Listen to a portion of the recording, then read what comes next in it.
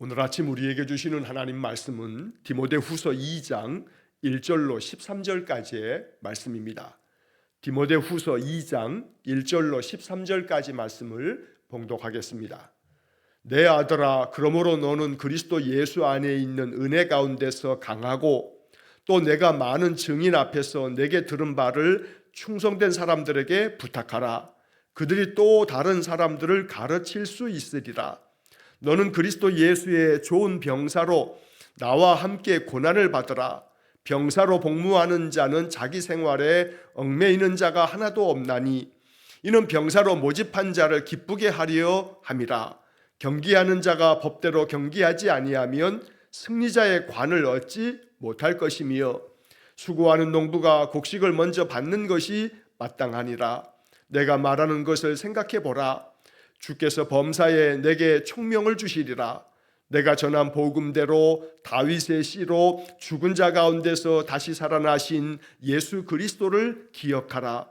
복음으로 말미암아 내가 죄인과 같이 매이는 데까지 고난을 받았으나 하나님의 말씀은 매이지 아니하니라. 그러므로 내가 택함 받은 자들을 위하여 모든 것을 참음은 그들도 그리스도 예수 안에 있는 구원을 영원한 영광과 함께 받게 하려 함이라. 미쁘다 이 말이여. 우리가 주와 함께 죽었으면 또한 함께 살 것이요 참으면 또한 함께 왕노릇할 것이요 우리가 주를 부인하면 주도 우리를 부인하실 것이라. 우리는 미쁨이 없을지라도 주는 항상 미쁘시니 자기를 부인하실 수 없으시리라. 아멘. 자, 오늘도 디모데후서 2장의 말씀을 통해서 바울을 통해서 디모데에게 주어졌던 이 귀한 말씀들이 주님이 오늘 우리에게 주시는 말씀이 되어서 오늘도 이 말씀 앞에 반응하고 이 말씀 앞에 응답하는 믿음의 삶이 되기를 간절히 축원합니다. 자, 오늘 먼저 본문의 말씀을 보면 1절 말씀에서 내 아들아, 그러므로 너는 그리스도 예수 안에 있는 은혜 가운데서 강하고. 자, 1절에서 바울은 다시금 디모데에게 내 아들아 라고 부릅니다. 바울이 얼마나 디모데를 사랑하고 아꼈는지를 엿볼 수 있는 그러한 단어입니다. 내 아들. 이처럼 바울은 디모데를 자기가 영적으로 그리스도의 복음 안에 세우고 복음으로 낳은 아들처럼 여기면서 이렇게 마지막 당부들을 한마디 한마디 힘주어서 이야기하는 것입니다. 너는 그리스도 예수 안에 있는 은혜 가운데서 강하고 강해지라고 말합니다. 여기 강하고라고 하는 것이 수동태로 이렇게 문법적으로 쓰여져 있는데 강해져라 라고 이렇게 가르치고 있는 것입니다.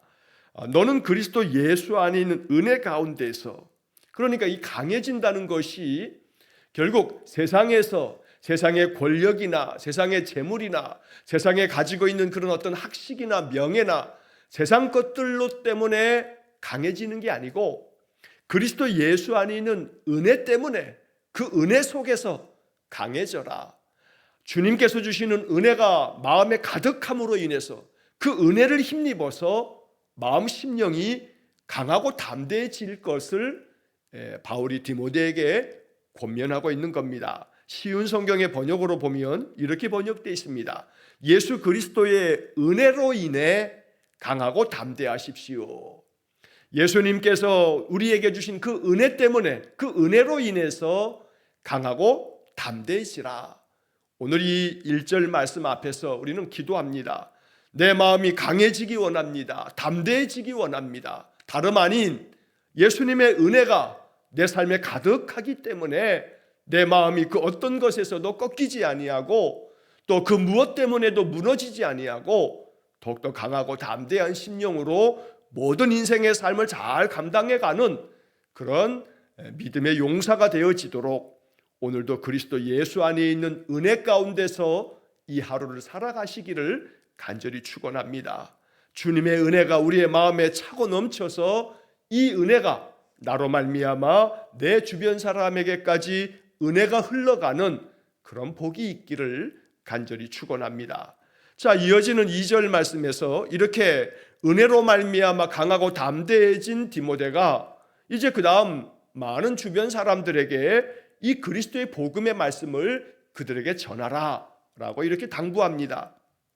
자, 2절 말씀에 또 내가 많은 증인 앞에서 내게 들은 바를 충성된 사람들에게 부탁하라. 그들이 또 다른 사람들을 가르칠 수 있으리라.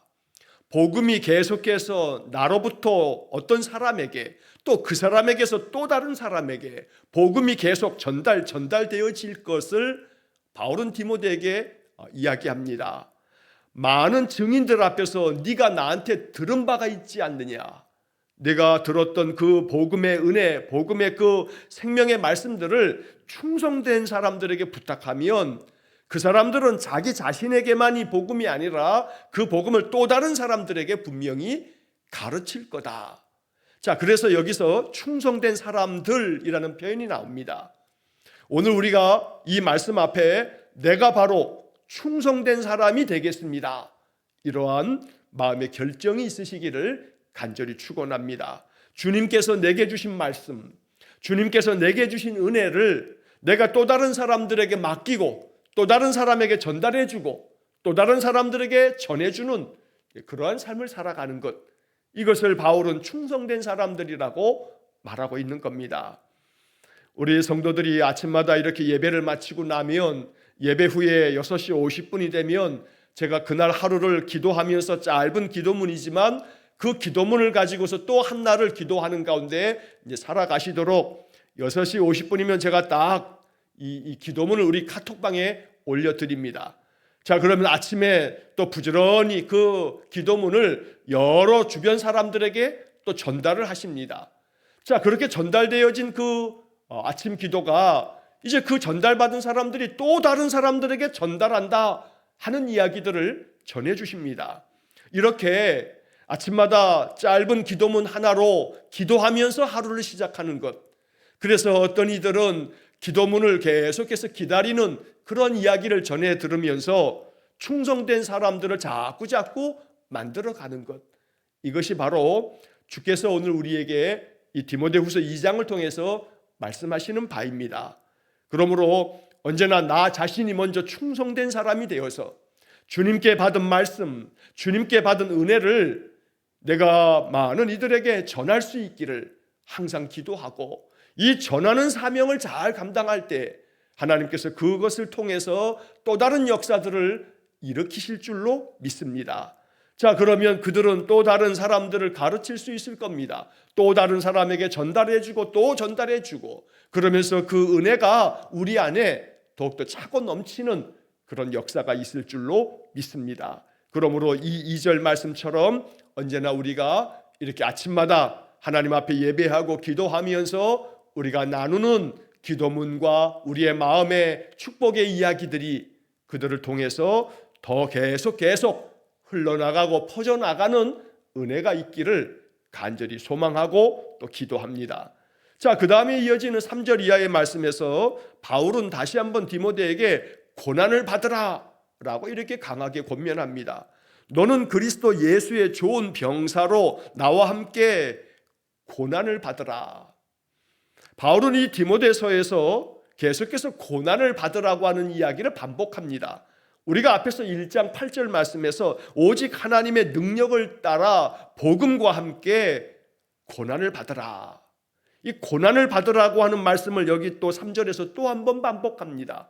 그런데 여기서 이야기하면서 너는 그리스도 예수의 좋은 병사로 나와 함께 고난을 받으라. 내가 고난을 받는데 내가 그리스도를 위해서 주님의 좋은 병사가 되어서 고난을 받는 것처럼 너도 나와 함께 고난을 받으라 라고 권하는 겁니다. 어찌 고난을 받으라라고 하는 이야기가 좋게 들릴 수만 있겠습니까? 누군가에게 당신 고난을 받으라 라고 얘기하면 좋은 일도 아니고 고난을 받으라는 얘기가 이게 축복처럼 들려지지 않습니다. 어쩌면 고난을 받으라는 얘기가 저주처럼 들려질 때도 있다는 겁니다. 그러나 그 문맥이 그리스도 예수의 좋은 병사가 되어서, 이 병사라고 하는 것은 전쟁터에서 싸움을 수행하는 사람들입니다. 전쟁을 벌이는 사람이 고생하지 아니하고 전쟁에서 이길 수 없습니다. 병사들은 그 전쟁을 준비하기 위해서 언제 전쟁이 날지 모르니 끊임없이 훈련하고 또 훈련합니다. 훈련이 편안한 것이 될 수 없습니다. 훈련은 끊임없이 그 몸을 더욱더 단련하는 것이기 때문에 몸에 고난이 있기 마련입니다. 그러니까 그리스도 예수의 좋은 병사가 되어지려면 많은 고난을 겪고 또 겪으면서 마치 손에 굳은 살이 배길 만큼 그렇게 많은 것들을 감당하다 보면 그 손이 강해지고 그 몸이 강해지는 것처럼 그렇게 고난을 받으라 라고 말씀하는 겁니다. 온실 속에 있는 화초는 참 이뻐 보이고 향기가 나니까 참 아름다워 보이지만 그 온실 밖에다가 하루만 내놓으면 찬바람에 꽁꽁 얼어붙고 그 바람에 다 날아가 버릴 만큼 뿌리도 약할 뿐만 아니라 매서운 추위도 견디지 못합니다. 우리 신앙이 온실 속에 있는 화초 같아서는 안 됩니다. 비바람이 불고 또 서리가 내리고 찬 그 눈발을 맞아가면서 겨울을 지나고 그러면 또다시 어김없이 봄이 되면 싹을 피우고 꽃을 피우는 마치 저 야생에서 생명력을 가지고 그렇게 살아나가는 야생화처럼 그렇게 우리 성도들의 신앙이 아주 견고하고 강인하고 그러한 힘을 갖는 신앙이 되기를 원합니다. 그래서 언제나 그리스도 예수의 좋은 병사로 칭찬받고 그로 말미암아 믿음을 지켜가면서 그 믿음을 위해서 더욱더 헌신하고 충성되기 위해서 받는 고난을 기쁘게 맞을 수 있는 그런 성도가 되어지기를 간절히 소망합니다. 자, 그래서 이 이야기를 하면서 바울은 세 가지 비유적인 표현을 씁니다. 자, 첫째는 병사로 복무하는 자에 대한 이야기를 합니다. 병사로 복무하는 자, 군 복무를 하고 있는 사람들은 자기 생활에 얽매이는 자가 하나도 없다. 그래서 병사로 모집한 자를 기쁘게 하려 함이라 이렇게 이야기합니다. 물론 병사로 징집이 돼서 싸움터에 이 전쟁터에 나아가야 할 사람들이 어떻게 내가 병사로 모집이 되었다 해서 그것을 기뻐할 수 있겠습니까? 왜냐하면 자기가 죽을 수도 있는데. 그러나 마음 가운데 그 충성된 마음이 가득한 병사들은 내가 죽는 것을 영광스럽게 여기는 그런 병사들이 있는 겁니다. 자, 그래서 우리가 6.25 전쟁 때만 하더라도 학도병들이 이 나라를 지키겠다고 나도 나가서 싸우겠다고 자원하는 심정으로 나가서 싸웠던 그런 많은 이들은 그 죽음 앞에서도 내가 이 나라를 위해서 죽어가는 것이라고 하는 그런 그 충성된 마음이 있는 자들에게 있어서는 여기 지금 말씀 병사로 모집한 자를 기쁘게 하려 함이라 라고 하는 것들이 그들에게는 가능한 일이었을 겁니다. 오늘 우리는 이 말씀 앞에서 나를 그리스도 예수의 좋은 병사로 주께서 나를 부르셨으니 나를 모집한 분은 바로 주님이시기에 주님께서 기뻐하시도록 나의 삶에 병사로 복무하는 자는 자기 생활에 얽매이는 자가 하나도 없다. 자, 군대에 가 있는 이가 내 생활 중에 훈련을 받아야 되는데 아이고 나는 훈련 받기 싫다. 나는 내 하고 싶은 대로 하겠다. 난 지금은 힘드니까 쉬어야겠다. 이럴 수는 없습니다. 군 복무 중에 있는 이들은 교관에 의해서 또 군 지휘관에 의해서 지금 집합하라 하면 집합하는 것이고 이 작업을 하라 하면 이 작업을 하는 것이고 지금 쉬라 하면 쉬는 것이고 명령에 따라 움직이는 것이 군인입니다. 그러니 병사로 복무하는 자들은 자기 생활을 자기 마음대로 그렇게 자기 생활에 얽매이는 그런 자가 없다고 바울이 이야기하는 겁니다. 오직 이 나의 지휘관 대신 나의 대장 대신 예수님께서 나의 삶에 있어서 언제나 원하시는 것을 받들어 섬기는 그런 믿음의 삶, 바울은 이것을 디모데에게 요구하면서 이렇게 감당하는 것이 힘들고 어려울지라도 이것을 나와 함께 고난을 받으라 하는 말씀처럼 감당해 가라고 이야기를 하는 것입니다. 우리의 생활이 날로 믿음의 삶에 있어서도 날로 편리한 것, 편안한 것을 자꾸 더 선호하고 추구합니다. 조금 더 불편해지면 그 불편한 것을 감내하기보다는 불편한 일이 있으면 그냥 다 거부하거나 회피하는 그런 일들이 많습니다. 하지만 병사로 복무하는 자에게 있어서 불편하고 또 힘들고 어렵고 싫은 것들을 회피한다면 이 군사들이 어떻게 훈련되고 싸움에서 승리할 수 있겠습니까?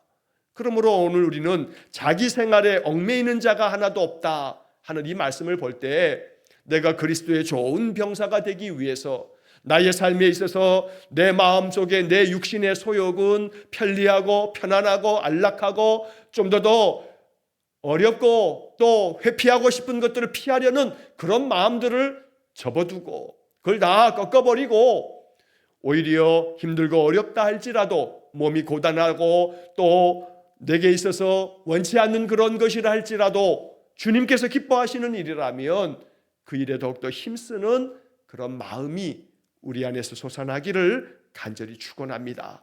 자, 5절 말씀에 보면 또 두 번째로 경기하는 자에 대한 예를 들면서 이렇게 말합니다. 경기하는 자가 법대로 경기하지 아니하면 승리자의 관을 얻지 못할 것이며. 자, 예를 들어서 마라톤 선수가 42.195km를 달립니다. 그런데 이 마라토너가 가야 할 그 마라톤 코스를 법대로, 즉 경기의 규칙대로 따라가지 않으면 상을 얻을 수 없습니다. 아이고 42.195km를 어떻게 다 뛰느냐.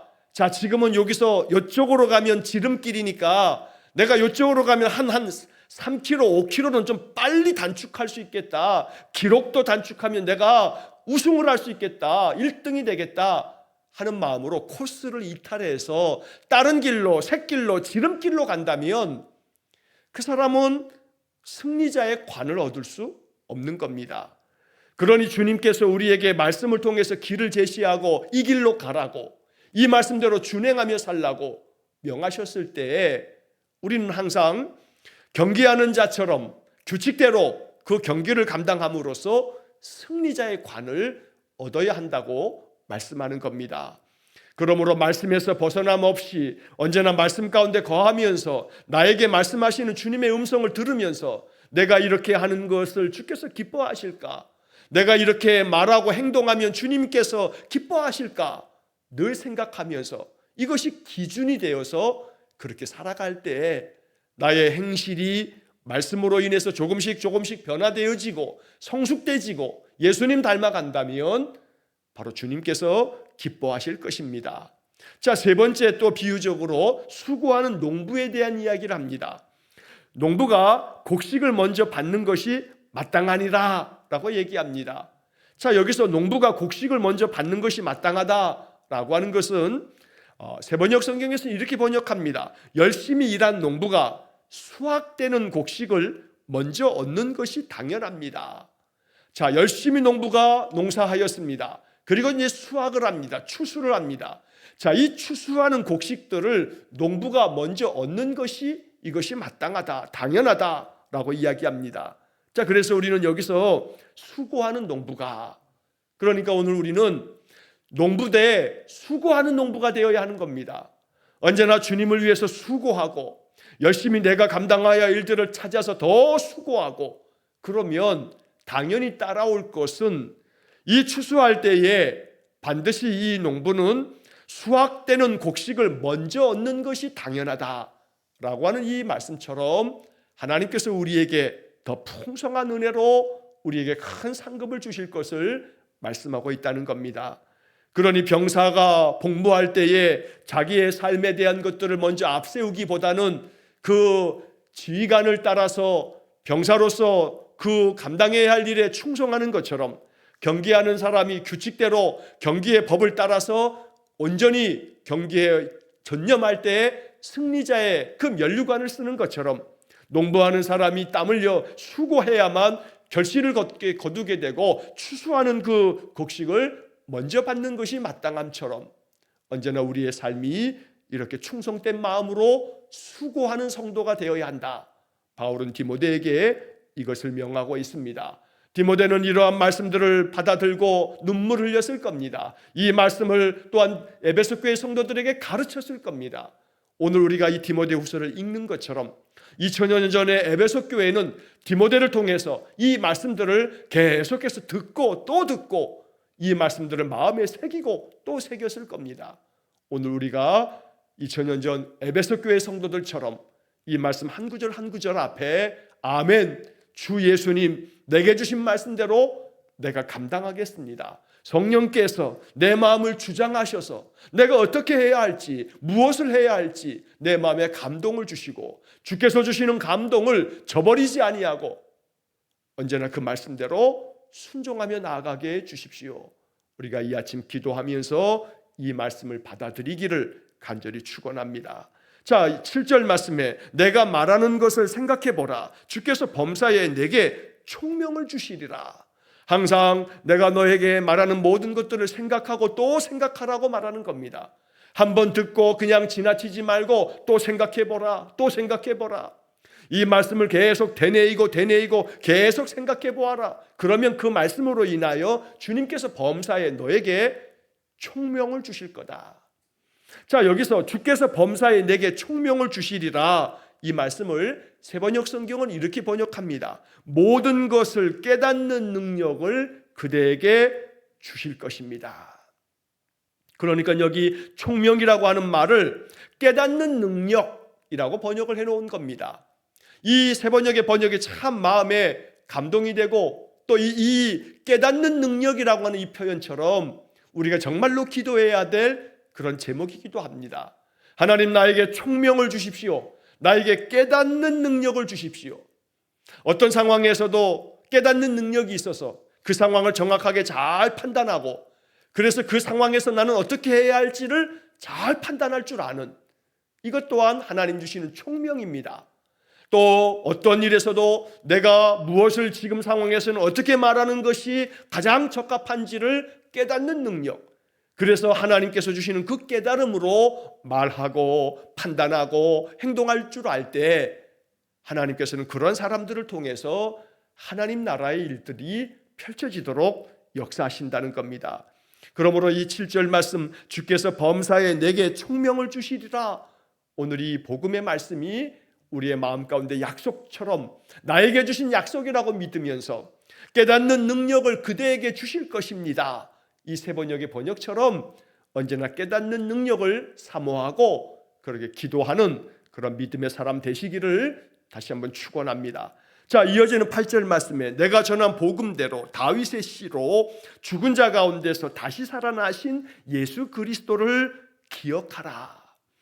자, 바로 그 앞에 7절에서 내가 말하는 것을 생각해보라. 자, 이 생각해보라, 계속 생각하고 또 생각하면 우리의 마음에 기억이 납니다. 그래서 죽은 자 가운데서 다시 살아나신 예수 그리스도를 기억하라. 예수 그리스도께서 죽은 자 가운데서 살아나심으로써 우리 모두는 잠자는 자들의 첫 열매가 되신 주님으로 인해서 우리 또한 죽은 자 가운데서 살아날 줄로 믿어라 라고 하는 겁니다. 예수님께서만 죽은 자 가운데서 다시 살아나신 게 아니고 너희도 예수를 구주로 삼고 내 마음에 그 예수 그리스도를 중심에 모시고 산다면 너희도 날마다 살아날 거다. 마음이 낙담하여 절망하면 그 절망이 우리를 마음의 심령이 죽게 만듭니다. 그러나 오늘 우리가 예수 그리스도를 기억하고 기억할 때마다 주님은 내 안에서 다시금 새 생명으로 절망적인 그 어떤 상황도 말씀의 힘으로 기도의 능력으로 이겨나갈 수 있도록 만들어 주시는 겁니다. 이것이 죽은 자 가운데서 다시 살아나는 겁니다. 내 마음이 소생케 되는 것, 내 마음이 다시 힘을 얻는 것, 내 마음에 다시금 소망을 붙잡고 소망을 선택해서 그렇게 하루하루 이겨나가는 것, 이것이 예수 그리스도를 기억한 자들에게 하나님께서 부어주시는 그런 능력이 된다는 겁니다. 오늘도 예수 그리스도를 기억하라, 이 말씀 앞에 응답하는 믿음의 삶이 되시기를 간절히 축원합니다. 9절 말씀에 복음으로 말미암아 내가 죄인과 같이 매이는 데까지 고난을 받았으나 하나님의 말씀은 매이지 아니하니라. 이 말씀도 너무나 귀한 말씀입니다. 나는 복음을 위해서 이렇게 죄인처럼 이 감옥의 사슬에 매여져 있지만 그러나 여전히 하나님의 말씀은 매이지 않는다. 어느 누구도 하나님의 말씀을 묶어둘 수 없다. 그러니 그 하나님의 말씀은 끊임없이 지금도 선포되고 또 널리 퍼지며 그 복음의 말씀으로 인해서 사람들이 새 생명을 얻어야 한다고 바울이 전하는 것입니다. 그래서 나는 비록 고난을 받았으나 하나님의 말씀은 매이지 아니하고 너를 통해서, 디모데 너를 통해서 에베소 교회 성도들에게 전해지고, 에베소 교회 성도들은 그 복음의 말씀의 능력 가운데서 계속해서 이 말씀을 전하고 전하여서 하나님의 나라를 세워가야 한다고 바울은 전하고 있는 것입니다. 그러므로 오늘 우리가 이 9절 말씀에 고난을 받았으나 매이지 아니하는 하나님의 말씀이 내 속에 거하여 나는 지금 현실의 많은 어려움 가운데 많은 압박을 당하고 있지만, 그러나 내 안에 계신 하나님의 말씀은, 이 약속의 말씀은 매이지 아니하므로 약속대로 성취될 것이다 라고 하는 그런 믿음을 가지셔서 어떤 고난 앞에서도 낙담하지 아니하고 그 모든 것 잘 감당하고 이겨나갈 수 있기를 축복합니다. 자, 10절 말씀에 그러므로 내가 택함 받은 자들을 위하여 모든 것을 참음은 그들도 그리스도 예수 안에 있는 구원을 영원한 영광과 함께 받게 하려 함이라. 영원한 영광과 함께 그 하나님의 구원의 은혜를 받으려면 참아야 하는 겁니다. 모든 것을 참음은 이런 모든 하나님의 그 은혜를, 예수 그리스도를 통해 주시는 그 구원의 영광을 내가 받기 위해서 이 모든 것을 내가 참는 거다라고 말하고 있습니다. 그래서 오늘 우리는 이 10절 말씀에서 결국 고난을 받으나 그 고난을 참고 견디고 이겨내는 성도들에게 하나님께서 예비하신 영원한 그 영광스러운 은혜를 우리가 꿈꾸는 것입니다.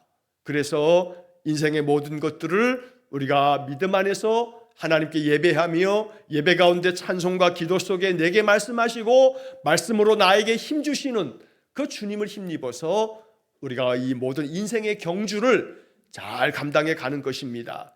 자, 이제 마지막 11절, 12절, 13절 말씀에서 바울은 디모데에게 이렇게 이야기합니다. 미쁘다 이 말이여. 이 미쁘다라고 하는 것은 신실하다, 믿음직하다. 그래서 우리가 믿을 수 있는 그 믿음직스러운 그런 말씀이 바로 여기에 있다 하면서 내가 지금 너에게 전하는 모든 말은 믿을 만한 말이다 라고 하는 그런 뜻입니다. 우리가 주와 함께 죽었으면 또한 함께 살 것이요, 참으면 또한 함께 왕노릇할 것이요, 만약에 우리가 주를 부인하면 주님께서도 우리를 부인하실 것이다. 그러니 주님을 부인하지 말고, 주님을 모른다 하지 말고, 믿음을 저버리지 말고 오직 주님을 위해서 함께 죽을 각오를 하면서 그 모든 것들을 참으면서 견디어내고 이겨내라고 말씀하는 겁니다. 디모데후서가 AD 66년에서 67년 요 어간에 기록된 것으로 전해지고 있습니다. AD 67년에 바울이 순교를 당합니다. 순교를 당하기 그 몇 달 전에 이 디모데후서를 기록하였을 것이라고 모든 학자들이 보고 있습니다. 그런데 이 AD 66년, 67년은 로마의 박해가 매우 극심해지고 있던 그런 때입니다. 앞에서도 말씀드렸던 것처럼 AD 64년에 로마의 대화재가 있고 난 다음에 그 당시에 로마의 황제였던 네로 황제가 이 모든 것들의 책임을 기독교인들에게 누명을 씌우면서 기독교인의 박해가 그렇게 시작되었던 겁니다. 그러니 그 박해가 로마에서뿐만 아니라 로마가 다스리는 모든 제국의 그 많은 로마가 식민지로 그들이 다 집어삼켰던 모든 나라들 가운데 기독교에 대한 박해가 계속되었던 겁니다. 그래서 바울은 우리가 주와 함께 죽었으면 또한 함께 살 것이다 라고 하는 그런 말씀을 통해서 예수 그리스도를 위해서, 복음을 위해서 순교를 당하는 것조차 두려워하지 말고, 나도 지금 여기에 감옥에 이렇게 매인바되어 있지만 그리스도를 위해서 고난받을 때에 주님의 놀라운 역사들이 그 속에서 이루어질 것을 바로 이 디모데에게, 에베소 교회 성도들에게 알려주고 있다는 겁니다. 그러므로 오늘 우리들의 마음 가운데 바울이 갈라디아서에서도 말씀한 것처럼 내가 그리스도와 함께 십자가에 못 박혔나니 그런즉 이제는 내가 사는 것이 아니요 내 안에 그리스도께서 사시는 것이라. 오늘 이 말씀과 같이 내가 주님과 함께 죽고 주님과 함께 살고 주님께서 내 안에서 날마다 나를 다스리시는 그런 믿음의 삶이 되기를 간절히 축원합니다. 마지막 13절에서 우리는 미쁨이 없을지라도 주는 항상 미쁘시니 자기를 부인하실 수 없으시리라. 여기 이 말은 세번역 성경을 이렇게 번역합니다. 우리는 신실하지 못하더라도 그분은 언제나 신실합니다. 그분은 자기를 부인하실 수 없으시기 때문입니다. 우리는 신실하지 못하지만, 우리는 믿음직스럽지 못하지만, 그래서 우리는 미쁨이 없을지라도, 우리는 믿음직한 구석이 없지만, 그러나 주는 항상 미쁘시니, 주님은 신실하시고 주님은 항상 믿을만 하시니 자기를 부인하실 수 없으시리라. 자기 자신의 그 신실하심을 부인하실 수 없다. 우리 주님의 그 신실하심과 또 그 큰 사랑을 주님께서는 결코 부인하듯 저버리지 않는다라고 하는 겁니다. 이 말씀은 민수기 23장 19절을 생각하게 합니다. 민수기 23장 19절의 말씀에 보면 하나님은 사람이 아니시니 거짓말을 하지 않으시고 인생이 아니시니 후회가 없으시도다. 어찌 그 말씀하신 바를 행하지 않으시며 하신 말씀을 실행하지 않으시랴. 하나님은 우리 인생과 같지 않아서 거짓말도 하지 않으실 뿐만 아니라 후회도 없으시기 때문에 하신 말씀은 반드시 말씀하신 대로 실행하시고 이루신다는 겁니다. 그래서 여기 지금 13절의 말씀은 바로 그런 뜻입니다. 자기를 부인하실 수 없다. 주님은 신실하셔서 당신이 말씀하신 그 약속의 말씀들을 부인하실 수 없다는 겁니다. 그만큼 말씀대로 이루어 주실 것이다 라고 하는 것을 이렇게 13절의 표현으로 이야기한 것입니다. 신실하신 하나님께서 나의 대장 되셔서 나를 군사로 부르셨으니 이제 병사로 모집된 자가 고난을 받는 것을 잘 감내하고 이겨나갈 때에 승리하는 것처럼 오늘 우리의 인생 또한 그와 같기를 간절히 축원합니다. 강하고 담대해지라고 말씀하였으니 오늘도 이 말씀을 다시 한번 한 구절 한 구절 되뇌이면서 이 말씀으로 인해서 그리스도의 좋은 병사가 되시기를 주의 이름으로 간절히 축원합니다. 기도하겠습니다.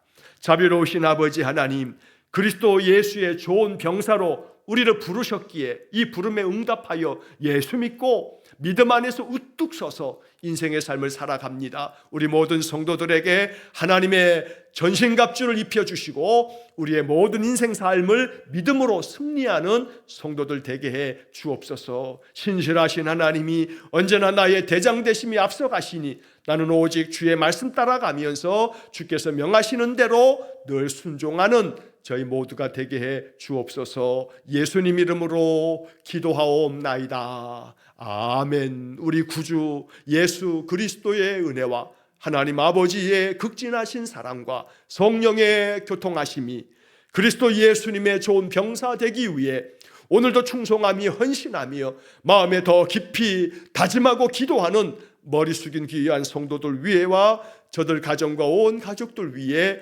영원토록 함께 하시길 축원하옵나이다. 아멘.